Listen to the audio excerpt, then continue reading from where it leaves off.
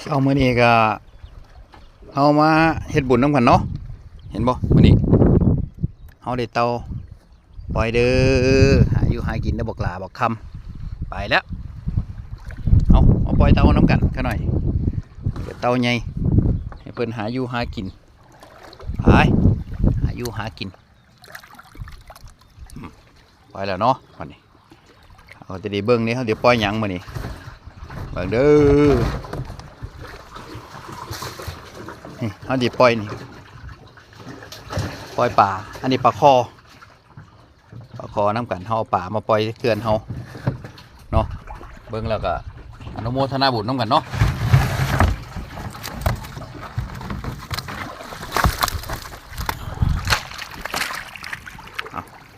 ปล่อยป่าน้ำกันไปแล้วเห็นบ่ขนาดตัวได้รอดกับไปเนาะตัวได้บ่รอดกับบ่ว่ากันไปเร็วโนโมทนาบุญโนโมทนาบุญโนโมทนาบุญบุญใหญ่รอดเด้อปูญาหยาคำปูญาหากินไป